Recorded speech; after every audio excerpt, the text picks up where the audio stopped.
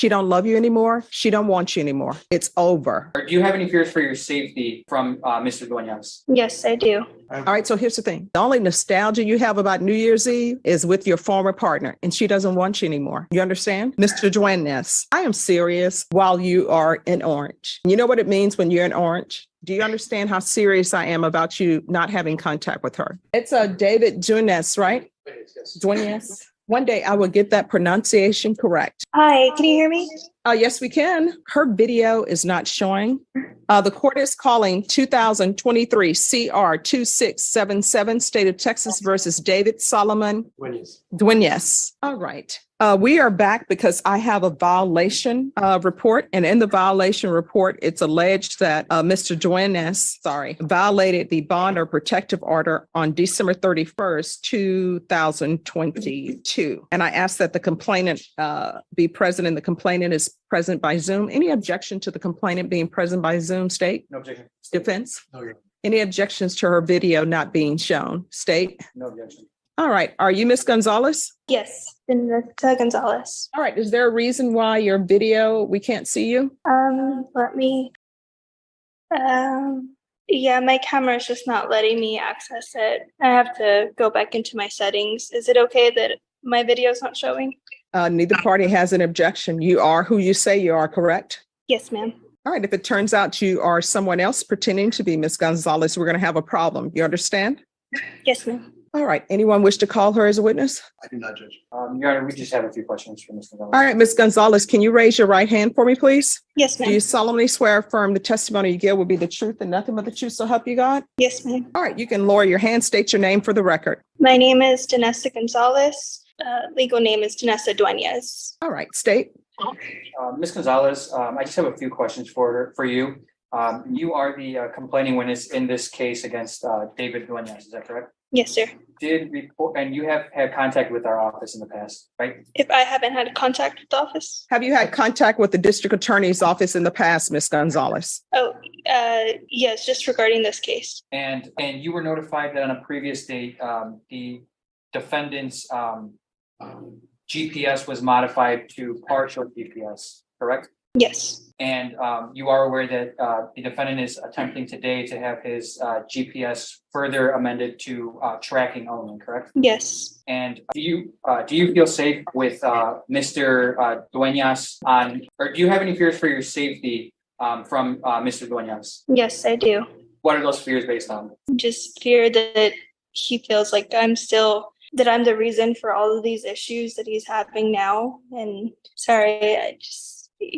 that he still blames me for everything and feels that I am the reason that he's going through all this. And since December 31st of 2022, has Mr. Duenas been in contact with you? No. Would you still feel for your safety if Mr. Duenas's GPS is amended to include tracking GPS only? I still fear for my safety. No further questions, Your Honor. Do you have questions? Sure. All right, Miss Gonzalez, are you aware of what tracking is and what it means? To my knowledge is just them knowing everywhere where he's at. Yes. All right. Thank you for coming in by Zoom on short notice. No one asked her the question, but I want to know with regards to this violation of protective order, Miss Gonzalez, with regards to violation of this protective order, how did it come that you all had contact? He started calling my phone consistently one night. Yeah, then it was repeated calls to the point where I couldn't even enjoy time with my family. Okay. All right. Thank you. So what is his current conditions? He has partial, Judge, and he has from early in the morning till late in the evening because he works as a salesman and has long hours. What is he doing as a salesman? Selling. And is he at the actual location? Because I'm not going to allow him to do test driving. I'm at the location. It's just sometimes I'm one of the top salesmen in Texas. So like the other day I had to drop a car off in Midland. I asked my pre-trial, he told me no. So I lost out on the money because I'm just strictly commission. And I had to lose out on the deal. That's how I take care of my kids at home right now. So it's been affecting me. So you have children who live with you? Then why? I don't understand this relationship issue with Miss Gonzalez. Do you understand that this relationship is over in the eyes of the court? Yes, ma'am. I moved on. All right. So here's the thing. She don't love you anymore. She don't want you anymore. Maybe she still loves you. I don't know.